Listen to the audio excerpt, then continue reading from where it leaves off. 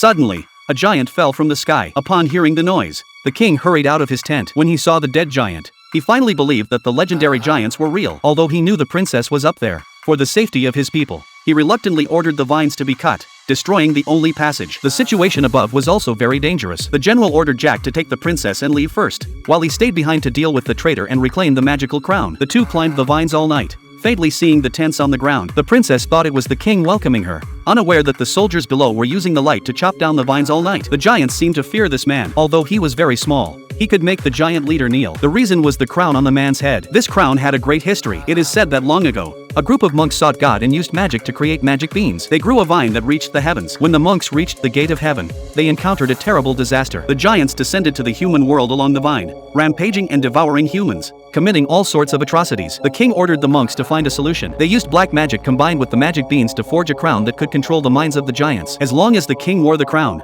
the giants became slaves. The king sent the giants back to their homeland and cut off the vine, trapping them in a sky prison forever. After several cycles, the crown eventually fell into the hands of a man who was very ambitious and wanted to unify the continent. The sleeping general was awakened by a sound of footsteps. He looked up and saw a large group of giants in armor, wielding weapons, arriving at the edge of the cliff. Then, two giants carried out a throne. After getting up, the duke decided to confirm the position of the vines. At this moment, a two-headed giant seemed to sense the smell of humans, but strangely, he did not alert the duke. Looking down at the human castle, the duke began to fantasize about a bright future. At that moment, the general quietly launched a surprise attack from behind. In his sudden assault, a bag on the duke's body flew out, and the two tumbled down into a cave below. Realizing he was in danger, the duke hurriedly used the power of the crown, commanding the giants outside to come to his rescue. However, the giants were too large to enter. They would have to dig through the cave. The general stabbed the duke directly in the chest with a dagger. Thus, the traitor struggled for a while before dying from his injuries. The crown on his head lost its magic. The general climbed back up from the cliff and was about to take the crown when,